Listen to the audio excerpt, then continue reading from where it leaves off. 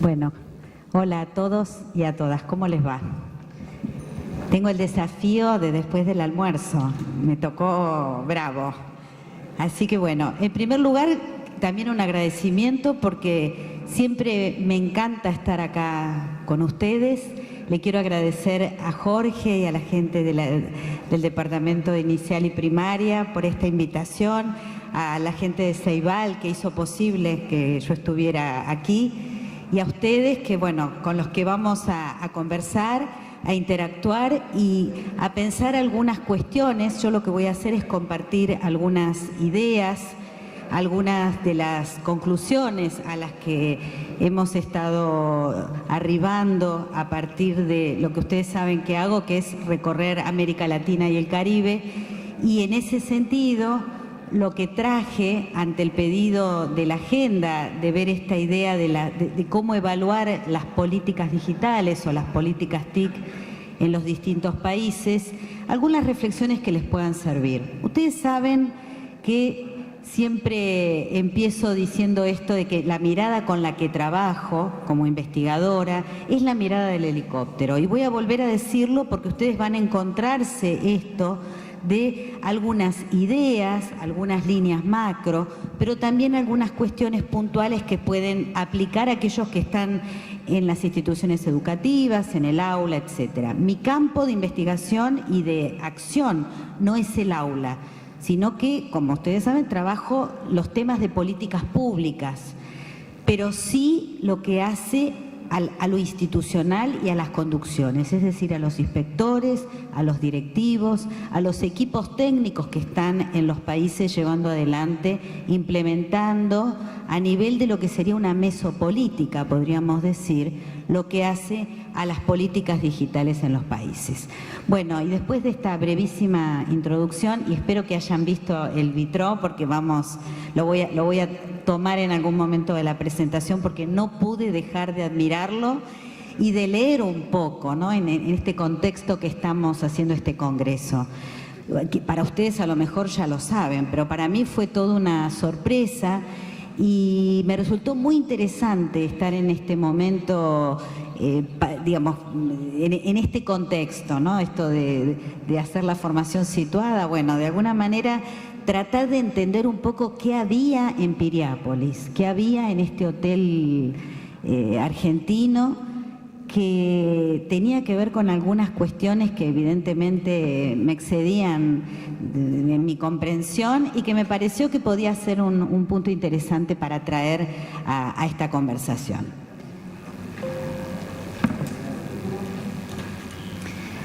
Simplemente de dónde vengo, yo sé que muchos ya lo saben, pero a qué nos dedicamos. Somos un instituto de la UNESCO que se dedica a investigar, a cooperar con los países de América Latina y el Caribe, inclusive hemos hecho algunos trabajos para África también, y en este trabajo de cooperación hacemos investigación, hacemos formación a los cuadros de tomadores de decisiones, podríamos decir, que están acompañando, en mi caso, todo lo que hace a las políticas digitales en los países.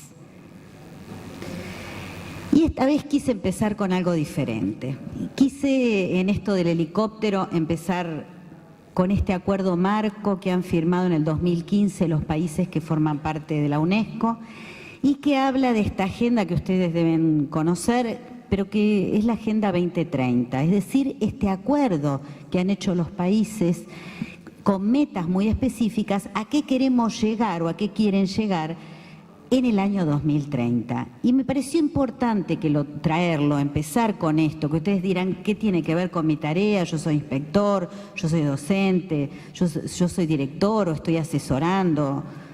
Y yo creo que es importante no perder de vista, y en esto que la tecnología nos ayuda a abrir las puertas, a no sentirnos que nuestro mundo termina en las paredes de mi aula o de mi escuela. Yo creo que es importante saber también estos acuerdos más macro que están llevando adelante y que los países están sosteniendo. Porque de alguna manera nos permite, y esto quiero retomar algunas de las ideas de la presentación de la mañana, esta idea de direccionar los cambios, ¿no? Esto de no hacer estos cambios por el cambio mismo o por la novedad o porque queda bien, o porque no me quiero quedar afuera, sino también poder no perder de vista que hay algo, y en esta direccionalidad más político-ideológica, que es por lo que quiero empezar, no perder de vista que la educación no es solo un problema técnico.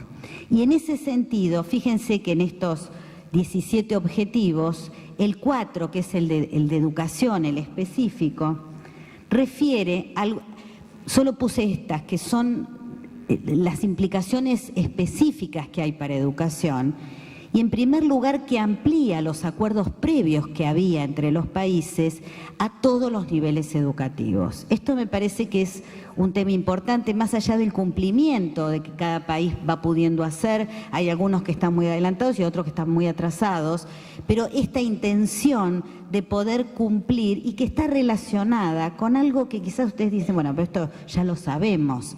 Sin embargo, en el momento de la implicación, en el momento del hacer, a veces se pierde. ¿Y qué es esta idea de la educación a lo largo de la vida? ¿Y cuánto tiene que ver la tecnología con esto? ¿Cuánto tiene que ver lo digital para favorecer y posibilitar este aprendizaje a lo largo de la vida? Ahora lo vamos a retomar. Hoy a la mañana, cuando se hablaba, inclusive en la presentación de las colegas, en el tema de formación, ahí aparece con claridad la importancia de contar con un paradigma digital que me permita a mí hacer realidad esto de el aprendizaje o la educación a lo largo de la vida, porque genera un cambio entre lo que generalmente entendemos como capacitación, con esta idea más remedial de carencia, pasar a un modelo mucho más vinculado, y acá hablo fundamentalmente de educación, de desarrollo profesional docente. En este concepto de desarrollo profesional, que es un concepto mucho más integral, mucho más holístico, donde la tecnología va a poder hacer una diferencia, de hecho ya lo está haciendo.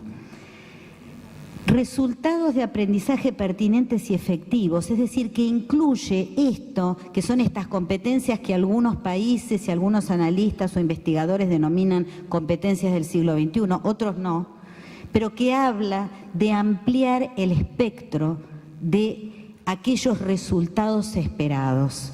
Y yo agregaría algo que no lo dice este marco de la Agenda 2030, pero que me parece importante, y es tener en cuenta no solamente los resultados, sino también aquellos procesos que han hecho posible determinados resultados. Y ahora me voy a meter con la evaluación.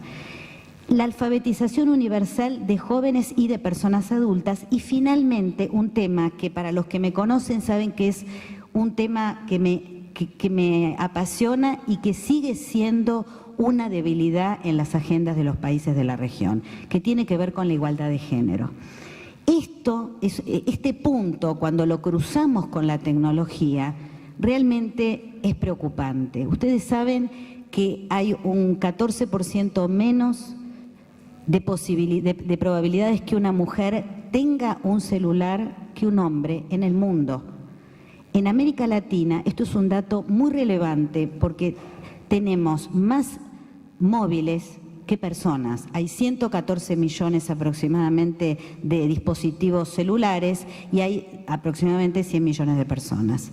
Entonces, esto solo por dar una cifra. El otro dato en relación con la brecha de género y la tecnología, lo refiero a la Wikipedia. Todos conocemos la Wikipedia, todos usamos la Wikipedia, y sin embargo, solo el 20% de las páginas están editadas por mujeres. Es un porcentaje de 20-80. Entonces, esta idea de poder empoderar a las niñas y a las jóvenes, por ejemplo, en relación con la robótica, con la programación, con las ciencias de la computación, es una deuda pendiente de los países de América Latina.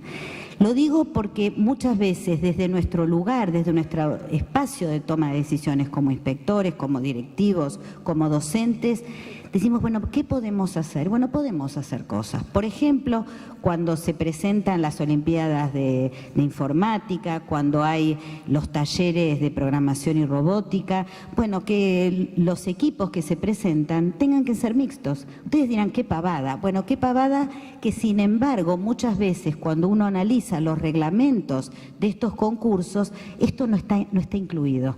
Y no lo digo a nivel de los países, lo digo a nivel inclusive de las empresas que muchas veces promueven estos concursos de innovación tecnológica y que no tienen en cuenta esta cuestión. Y el último punto, para terminar con lo de brecha de género, es la diferencia en relación, además de la del salario, que todos conocemos, que es el 24% menos, en los puestos de decisión a nivel de las empresas de tecnología.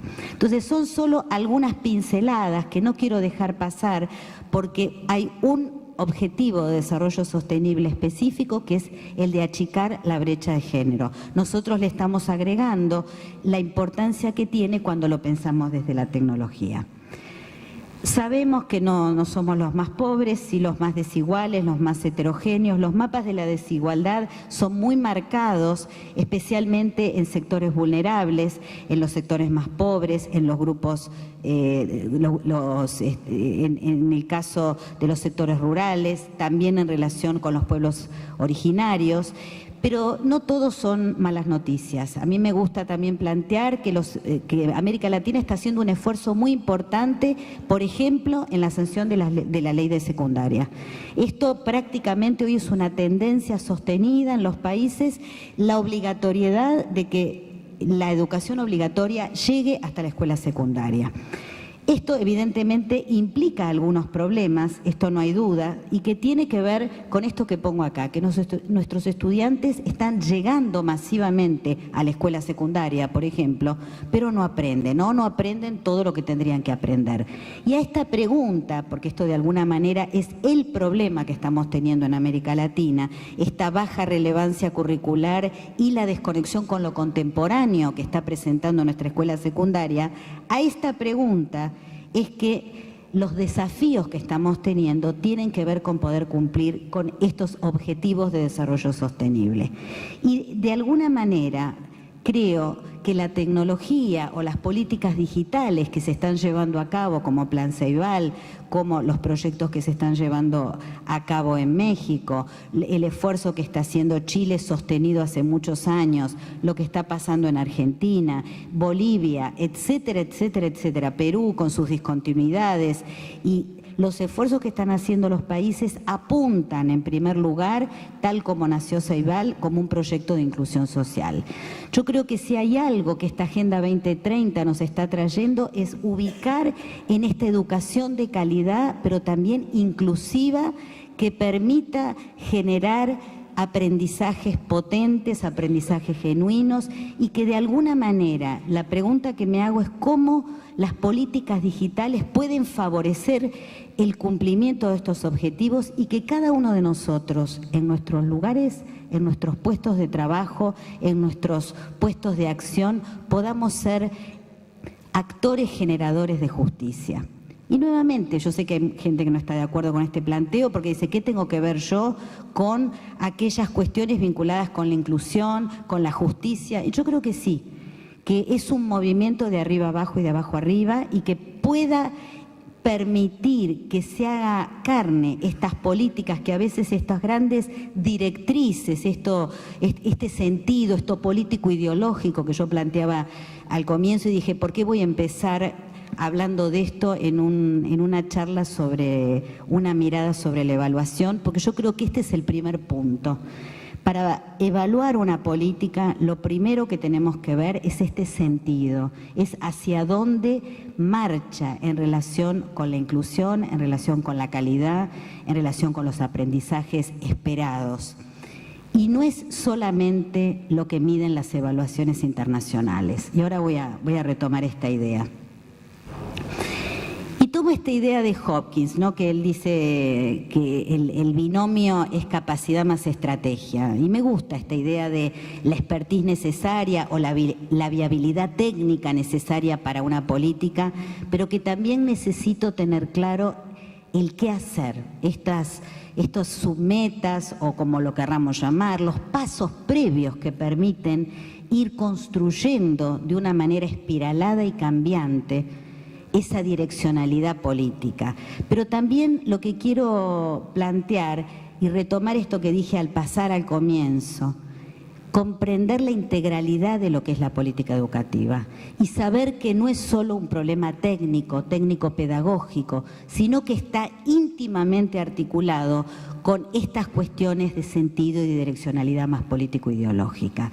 La segunda tiene que ver con algo que hoy en algunos de los países de la región está muy presente y que tiene que ver con la mercantilización de la educación. Yo creo que esta mirada más holística también nos corre de la teoría del capital humano, donde la educación y la tecnología simplemente o solamente apuntan a mejorar los puestos de trabajo y la relación con el mercado laboral. Yo no digo que la racionalidad económica, cuando uno evalúa una política digital, no haya que mirarla, pero me preocupa que sea lo único que miremos o lo único que evaluemos.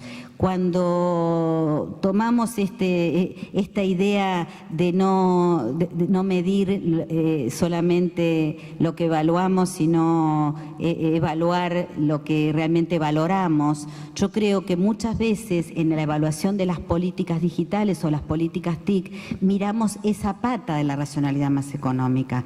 Entonces yo creo que el pensarlo desde un modelo mucho más integral y holístico es también verlo desde la dimensión social de inclusión, desde la dimensión más pedagógica o educativa, como querramos llamarlo, y que apunta a generar qué tipo de conocimientos, qué tipo de aprendizajes estamos esperando. Y en ese sentido vuelvo a esta idea del sentido y la direccionalidad que quiero retomar. Y el tercer punto es esta idea de que la calidad educativa no es solo medir resultados de aprendizaje, sino que tiene que ver con esta primera parte de la conversación, tiene que ver con estas otras cuestiones que forman parte de no dejar afuera, de incluir, de pensar la alfabetización, incluyendo el tema de la alfabetización digital. Y todos estos temas que si solo nos quedamos con la medición de los resultados de aprendizaje, no vamos a poder evaluar y no vamos a poder ver. Y finalmente, esto que de alguna manera es la posición que traigo y que tiene que ver con entender la política educativa desde un enfoque de derecho y que tiene que ver con un derecho a la educación. Y que de eso, desde mi punto de vista, es un lugar donde no tenemos que corrernos. Y que va a tener que ver con esta idea del capital humano y la empleabilidad y que de alguna manera contrapone esta mirada hacia la mercantilización y que creo que a veces se nos olvida cuando evaluamos las políticas y cuando evaluamos también el hacer que estamos llevando adelante. Sé que hay tendencias que están totalmente en contra de lo que estoy planteando. Yo estoy trayendo la postura de la UNESCO, pero estoy trayendo también mi convicción personal de que estos son tiempos a veces de fragancias diluidas y son tiempos light en algún punto, podríamos decir, donde se pierde esta mirada más de fondo, más de sentido, más profunda y que habla de para qué estamos haciendo lo que estamos haciendo. Yo la verdad que los invito a que no lo dejemos de lado. Y ahora viene el asunto. Bueno, ¿quiénes pudieron ver el vitro? Todos. Bueno, ¿qué vieron? Una fuente. ¿Qué más vieron? Uvas. ¿Qué más? ¿Qué pasaba con esa fuente? A ver, ¿quién vio? Hay agua que corre. ¿Qué más? ¿Cómo? Fuerte, fuerte.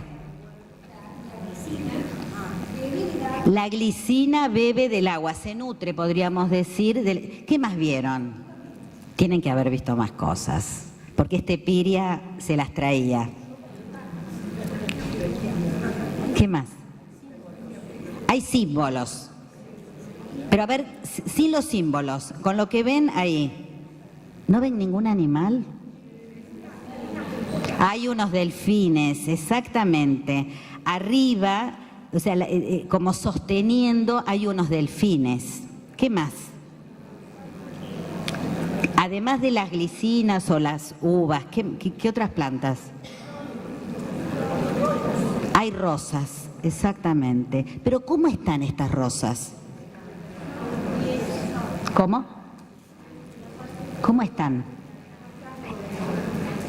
enganchadas, están como, no están sueltas, no es un ramo de rosas o 4 rosas arriba, están enganchadas. ¿Cómo? Como trepando a la fuente. Bueno, y ustedes dirán, ¿qué tiene que ver todo esto que está diciendo Teresa, que se dedica a las políticas? ¿Qué tiene que ver todo esto con lo que estamos hablando? Bueno, tiene que ver bastante. A mí me gustó mucho este vitro. Primero lo vi como lo vieron todos ustedes, deslumbrados por su belleza, pero después vi otras cosas. En primer lugar, vi esta cuestión de los delfines.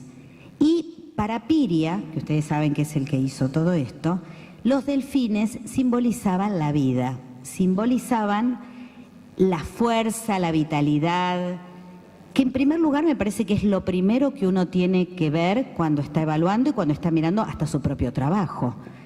Estos delfines, esto agrego porque Piria con las tecnologías todavía no, pero de alguna manera la imagen de los delfines es la de surfear las olas. Y acuérdense cuántas veces usamos años atrás esa metáfora, ¿no? La de la navegación, la del surfear, la de los equipos de conducción o los inspectores que no hacen el camino rutinario, por ejemplo, del metro, que va, viene, sino que esta metáfora del surfeador la hemos utilizado todos. Entonces acá tenemos esta idea de la vida, de la fuerza, de la vitalidad, pero también de quien puede saber ir surfeando las olas de la incertidumbre y de lo que hace a lo educativo. Pero también las rosas. Las rosas son el símbolo, ¿alguien lo sabe?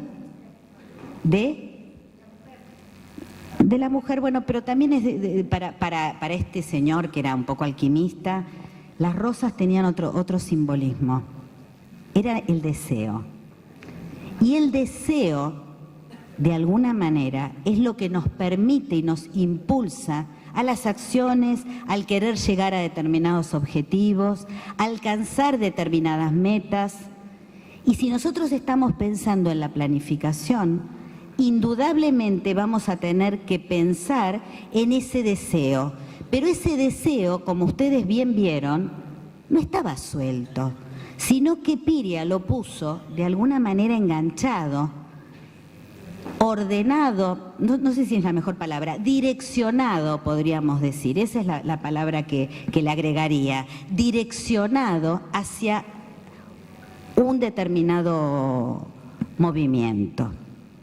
Y tiene bastante que ver todo eso con lo que veníamos conversando y lo que vamos a ver en la segunda parte, porque sin ese direccionamiento, sin esa planificación, ese deseo que es la fuerza se pierde. Entonces a mí me pareció interesante este simbolismo, porque por supuesto que Piria no hablaba ni de lo digital, ni de las tecnologías, ni del planeamiento de las políticas educativas, ni de lo que cada uno de ustedes hace cotidianamente, y sin embargo daba cuenta de esta necesidad, porque leí la bibliografía cuando vi este vitró, y decía que representaba para él las submetas necesarias para llegar al objetivo. Si yo esto lo traduzco en relación con la evaluación de las políticas TIC, esto es un elemento que yo tengo que tener en cuenta. Y cuando hablo de las políticas TIC, no hablo solamente la de los países, sino también la que están ustedes llevando en sus centros, las que están llevando a nivel distrital, las que se están llevando a cabo en cada una de las instituciones. Esta necesidad de, lo voy a traducir así, de pasos cortos y seguros, pero con una direccionalidad muy clara, eso que llamamos la imagen objetivo en planeamiento. Esa imagen objetivo que Piria tuvo para hacer todo esto y que cuando tuvo el deseo necesitó marcar de alguna manera con este vitró en esta maravilla que es este hotel, que era necesario submetas o caminos, o podríamos hoy en nuestro lenguaje decir construir la viabilidad de estas políticas, y que no alcanza solamente con saber hacer, sino que voy a necesitar querer hacer, que es esa decisión, pero también voy a necesitar poder hacer. Y en ese poder aparece también la necesidad de las condiciones organizativas para llevar adelante lo que quiero. Por supuesto, voy ahora ya a irme de Piria, quedé muy impactada con toda la historia y con todo lo que hay alrededor de este lugar, de Piriápolis, del hotel y toda esta historia, pero sobre todo me pareció que era importante cuando hablamos de no descontextualizar, no descontextualizar lo que estamos haciendo. En este momento estamos acá y esta charla no podría darla de la misma manera si estuviera en Montevideo o si estuviera en Punta del Este. Y pensar ese contexto, que es lo que hacemos cotidianamente cada uno de ustedes cuando diseña el proyecto, cuando lo lleva adelante, cuando piensa esos objetivos, lo hace a partir de determinados problemas, que de alguna manera es lo que hizo Piria. Fíjense que cuando yo leo la historia, lo que aparece es que, él tenía un deseo claro, las rosas, un deseo claro, pero para poder llegar y cumplir con ese deseo, él tuvo que hacer muchas cosas, muchos pasos, más allá de que sé que es una figura controvertida, que tiene sus luces y sombras, no lo vamos a poner todo endiosado ni nada por el estilo, pero sí esta idea de aquel que es un planificador, de aquel que puede llegar a cumplir con ese deseo que se había planteado. Pero ¿por qué evaluar, no? Digo, este requerimiento que me hizo la gente de la dirección tenía que ver fundamentalmente con una mirada, que ya algunas cosas le fui compartiendo, que tenía que ver con una evaluación que no fuera solamente medir resultados de aprendizaje, que tuviera en cuenta la direccionalidad política, que tuviera en cuenta el sentido, que se pensaran en las capacidades y las competencias integralmente y no solamente desde el mercado laboral. Ya algunas cosas le fui diciendo, pero sobre todo quería marcar esta idea, que para nosotros la evaluación de las políticas o de los proyectos fundamentalmente no son para auditar o para evaluar, para sancionar, sino que tienen que ver con esta mirada de una evaluación que permita fundamentalmente aprender. Y en este proceso aprendemos nosotros también cuando evaluamos. No es solamente el objeto de la evaluación o el proyecto o la política, sino que el aprendizaje es un aprendizaje conjunto. Y esto también tiene que ver con la postura hacia la planificación. Ustedes saben, porque acá hay mucha gente muy joven, pero también hay algunos que son de mi edad, o inclusive algunos por ahí hasta un poquito más, que la mirada de la planificación durante los años 60 y los años 70 inclusive, estuvo muy ligada a esta planificación más normativa. Es decir, planificábamos con las sábanas, ¿se acuerdan? Con todas las grillas, toda una serie, digamos, de instrumentos que daban cuenta de un modelo de planificación, del trabajo que hacíamos en el aula, del trabajo como directores y también, por supuesto, de la planificación de las políticas. Era una mirada normativa que justamente lo que hacía era separar el planificador del objeto que tenía que planificar. Esto nos ha acompañado hasta nuestros días muchas veces, vamos a ser sinceros. No es que este es un modelo totalmente superado. Sin embargo, yo creo que lo que ha habido todos estos últimos 25, 30 años ha sido una crítica fuerte a este modelo de planificación. Y en ese sentido quería rescatar esta idea de este planificador o de este evaluador que no está separado del objeto de planificación o de evaluación, sino que se transforma en el proceso mismo de evaluación. Esto lo planteo porque es interesante poder entender estas dinámicas mucho más cambiantes, mucho más, de una manera mucho más activa, donde esa imagen objetivo que yo dije al comienzo, que da el sentido de lo que estamos haciendo, sin embargo, sabemos que cuando creemos llegar a esa imagen objetivo, la imagen objetivo ya cambió.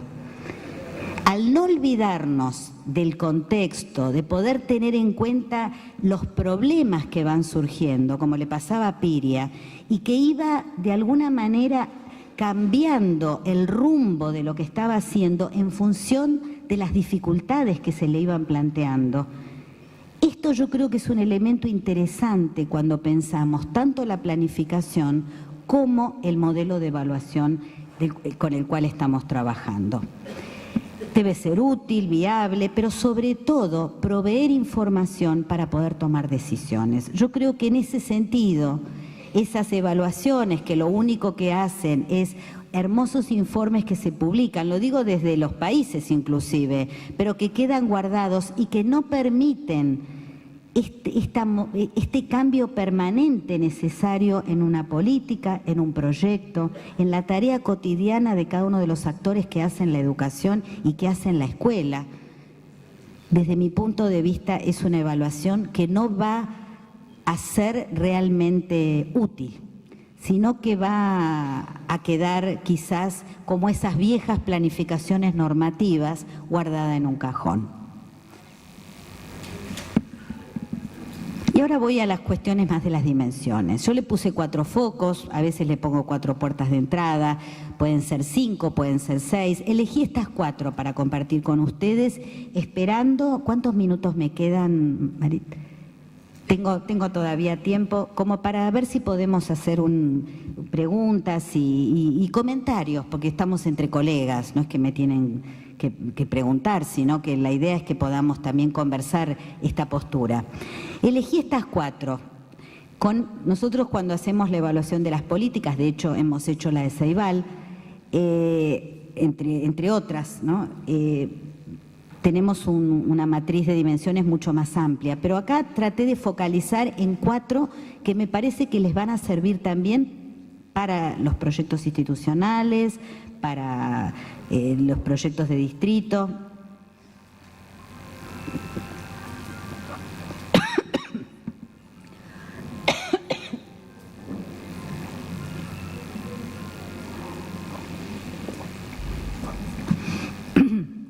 Me está matando porque es con gas. Sí, no tomo con gas. Dale, bueno, gracias. Discúlpenme. Bueno, fíjense las dimensiones que elegí. La primera es de una que vine ya conversando. La verde, me dicen acá la verde.